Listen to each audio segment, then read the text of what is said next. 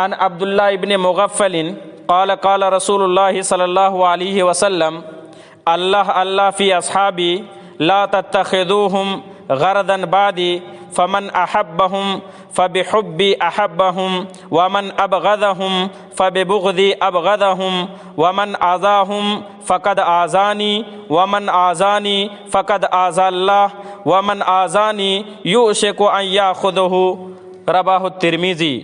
فرمایا حضرت عبداللہ ابن مغفل رضی اللہ تعالیٰ عنہ فرماتے ہیں کہ رسول اللہ صلی اللہ علیہ وسلم نے فرمایا کہ میرے اصحاب کے بارے میں، میرے صحابہ کے بارے میں اللہ سے ڈرو، میرے صحابہ کے بارے میں اللہ سے ڈرو۔ لا تتخذوہم غرضا بعدی، میرے بعد ان کو ہدف ملامت نہ بناؤ۔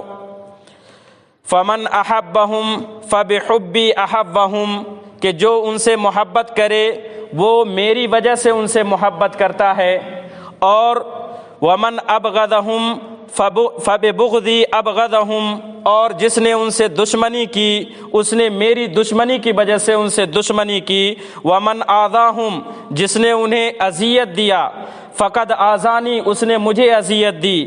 ومن آذانی فقد آذى اللہ، اور جس نے مجھے اذیت دی اس نے اللہ کو اذیت دی۔ ومن آذانی یوشک ان یاخذہ، اور جس نے مجھے اذیت دی، جس نے مجھے تکلیف پہنچایا، ان قریب اللہ تبارک و تعالیٰ اس کو پکڑ لے گا، اللہ تبارک و تعالیٰ عذاب میں گرفتار کرے گا۔ یہ صحابہ کرام کی زندگی ہے جن کی پوری زندگی اسلام کے لیے گزری ہے۔ ان کا شب و روز، ان کا اٹھنا بیٹھنا، ان کا سونا جاگنا، ان کا چلنا پھرنا، ان کا آپس میں ملاقاتیں کرنا، ان کا آپس میں بحث و مباحثہ کرنا، یہ تمام کی تمام چیزیں صرف اور صرف اسلام کے لیے تھی۔ یہی وجہ ہے